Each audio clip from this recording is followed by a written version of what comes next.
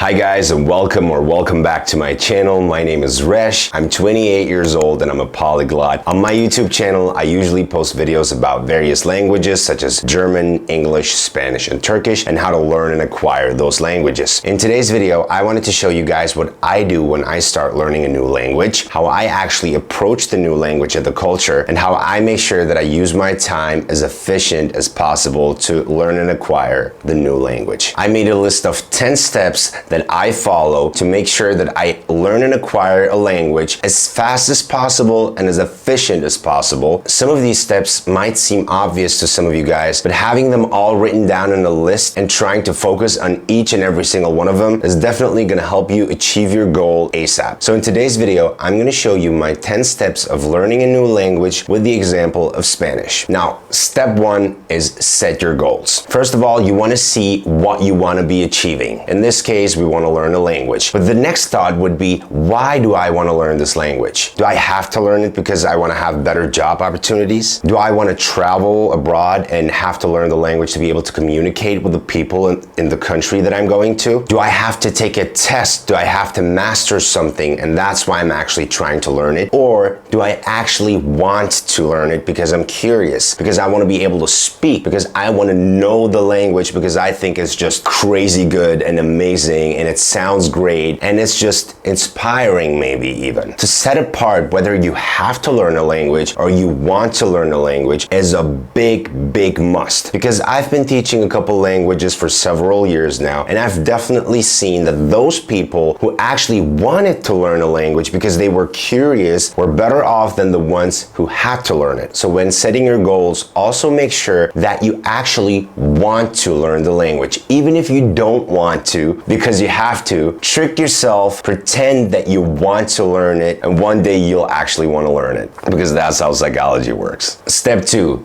gather your learning resources. Once you've established your goals, make sure that you gather your necessary resources in order to learn the language. This can include textbooks, online language courses, apps, podcasts, or even finding a new language partner. In today's world, we have the World Wide Web, which offers us a lot of different opportunities that we can use to start learning a language or improve a language. And let me give you a real life example. I want to improve my Spanish. That's why I have a list of Spanish songs that I listen to every day and try to understand what they say and also try to distinguish between the accents. Then I listen to various podcasts in Spanish to make sure that I also get the immersion of everyday usage of the language. But with a vast variety of language learning methods, it might be hard to pick the right one. And here's where italki comes into play. Italki is the sponsor of this video. In my opinion, one of the best language learning platforms out there, and I'm going to tell you why. Imagine the ultimate language learning platform that connects you with qualified teachers from around the world. With over 150 languages to choose from, italki offers you one-on-one customized language lessons with high-quality native speaking teachers. You see the community tab on top of the page? Here you can practice for free within the vibrant community with language learners from over 190 countries. So here's the list of languages that you can pick out of. I want to learn Spanish today, and I want the teacher to be native. But I can also pick what kind of accent I want to learn. Since you know there are a lot of countries that speak Spanish,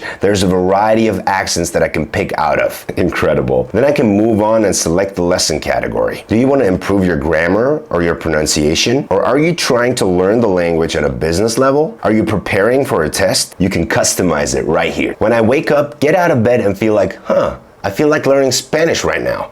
I can find a teacher. So let's do it. Hola, ¿qué tal? Mucho gusto, ¿cómo estás? Yo soy Pablo, ¿y tú qué tal? Estoy bien, mi nombre es RESAT, ¿cómo estás tú y de dónde eres? Ahora mismo vivo en la Ciudad de México y bueno, me encanta vivir aquí. Ok, yo vivo en Turquía, pero nací en Alemania y ahora estoy aquí. Tengo un canal de YouTube y eso es. You pay per lesson, there's no commitment, no subscription, and the best thing is the lessons start at just $5.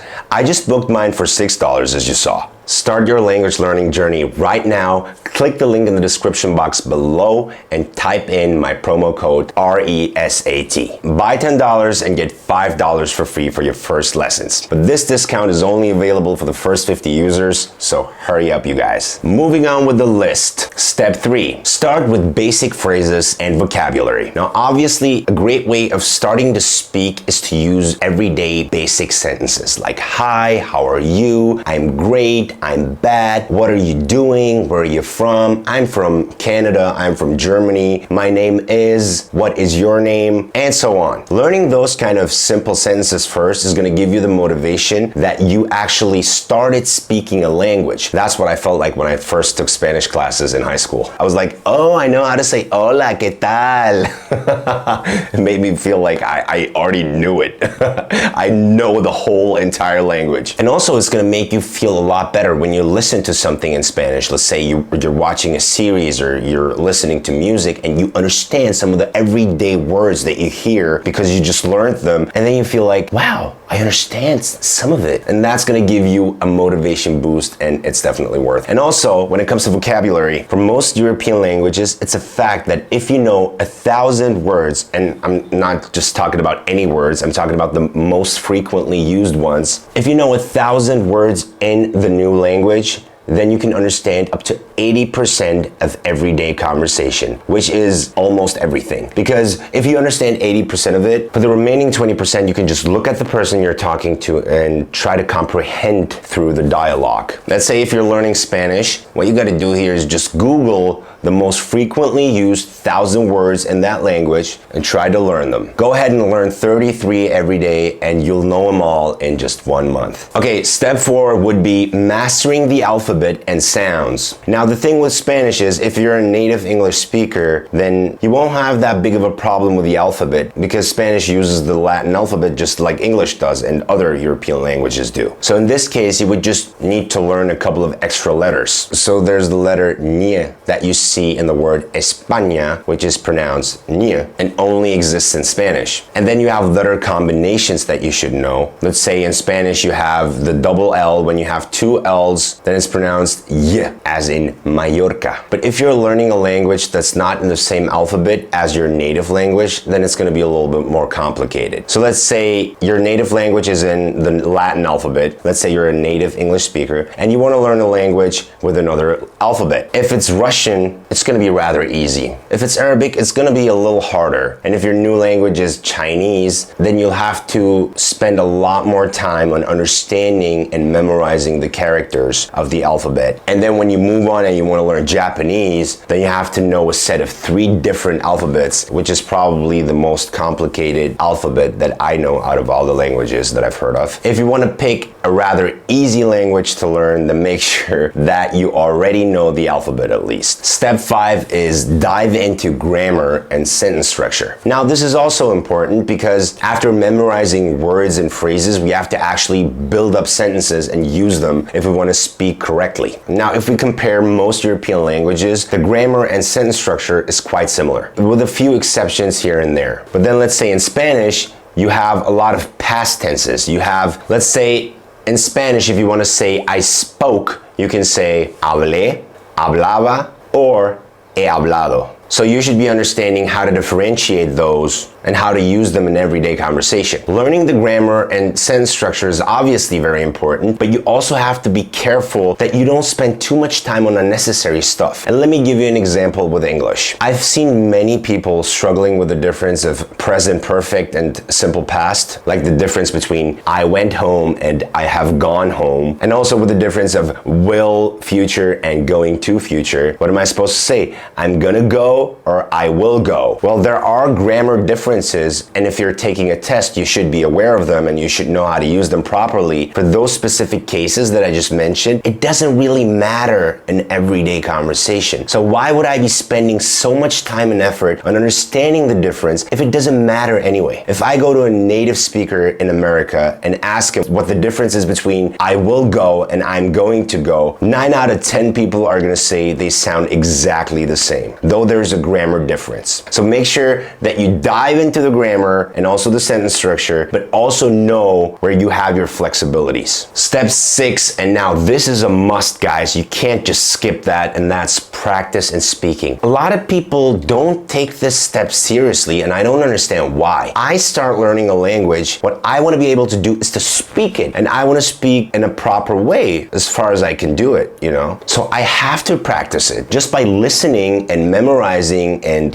learning by writing, it's not gonna be enough. It's never gonna be enough. I have to practice, I have to speak. One thing you can do if you want to practice your language skills and you don't have anybody around you that you can speak with, then you can use ChatGPT. Go to chat.openai.com and start texting with AI. Just tell him that you need a partner that you want to practice your language skills with, and he's going to help you. And you can even tell him that you're at an A2 level or B1 level in a specific language. And as soon as he knows that language, he's going to be able to help you out with that. He's going to ask you questions. He's going to reply to your questions. He's going to correct your grammar and sentence structure. If you make any mistakes, he's going to tell you, he's going to help you out. So that would be one way. But a better way would be to actually speak. So it would be a good idea to make friends who actually are native in that language, or maybe even go to that country where people speak it. Now, step 7 would be full immersion. And what do I mean when I say full immersion? Guys, this is one of the most important steps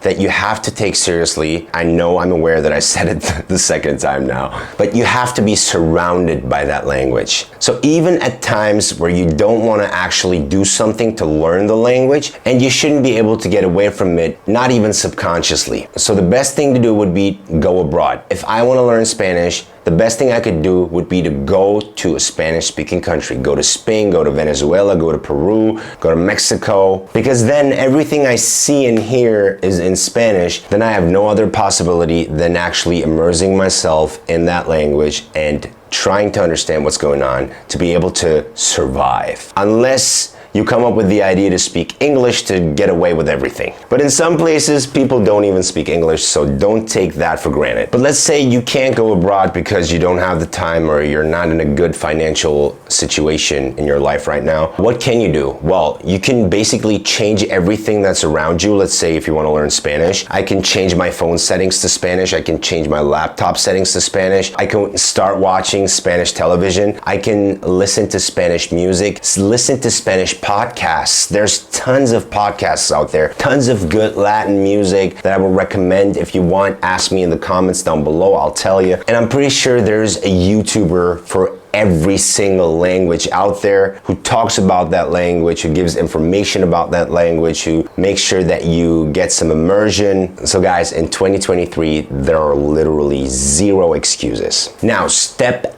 8. We just talked about immersion in the language, but we also have to talk about immersion in the culture. Because language and culture are two things that go hand in hand. You can't just separate them. As a language teacher, one of the most frequently asked questions that I get is, how do I say this in that language? And this is a wrong question, and I'll tell you why. Let me give you an example in Turkish. And I'm gonna have to give you a specific situation here. Let's say you go to a friend's place and your friend prepares dinner and you guys are having dinner and you just finished and you wanna say thank you somehow. What you do is you say ellerine sağlık in Turkish, which basically translates into health to your hands. Well, I hear you asking, what does that mean? It basically means that the food was so good, I'm so grateful that you prepared it with your own hands, and I just wish that those hands that you prepared the food with stay healthy forever. Okay, that's what I'm saying. This is a way of showing appreciation. Well, you could translate it to thank you if you want to have it the easy way, but it's not thank you. So asking me, how do I say this specific phrase in English, in Spanish, in German makes absolutely no sense, because this is a cultural issue. This is something that Turkish people do because it's in their culture. And there are tons of examples like that in between languages where you can't just translate it, because you have to know the specific word or expression for that specific situation, and sometimes that specific expression doesn't exist in that language. And sometimes the mindsets of people are just different. They would say something entirely different in the same situation. So again, I'm going to give you an example in Turkish. If you go to a market in Turkey, you can address the person behind the counter as uncle or aunt, which is probably weird to a lot of languages out there. And because of that, you don't feel like there's a distance between you because you just addressed that person as your uncle or your aunt. So how could you have a distance and be super polite to a person who you refer to as your uncle? You would rather go and hug him, right? I mean, we're a little bit more touchy just because of the culture and what the culture does to our language. So yeah, learning the culture is essential to actually understanding the mindset of the native speakers of that language. Step 9, read and write in that language. Again, this is a must because you have to be practicing somehow. You have to make sure that you actually improve all your language learning skills like reading and listening and writing, grammar, sentence structure, practice, everything. You have to make sure that you spend some time on everything and that you improve every little skill so that all in all, you can master the language. If you don't know where to read in that specific language, what I do is I follow some websites, especially newspapers on Instagram. And every time they post a new article, I can read that article in that language. I have that in German, in English, in Turkish, and in Spanish, and it's very helpful, you guys, because then again, you don't feel like you're learning. It's not like, oh, I have to spend some time on learning a language, and it's like you're just lying in your bed and browsing through your phone, and you don't know what to do, and all of a sudden you see an article and you read it, and then you immerse yourself again in that language and maybe learn some new words. And without actually wanting it, you take another step towards your goals. Step 10, and this might seem a little unnecessary for some of you guys, but I think it is crucial to always remember this step. And that is stay consistent and have fun. Consistency is the key. I don't know how many times I heard the sentence,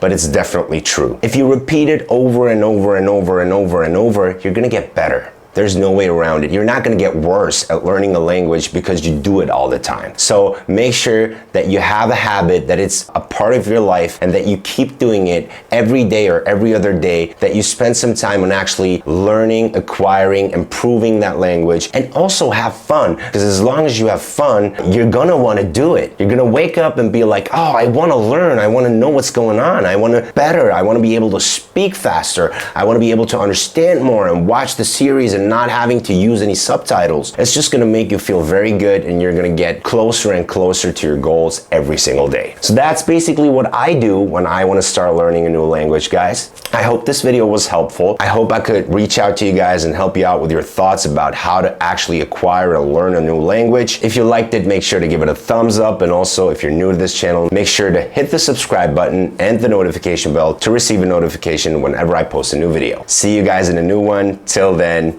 take care.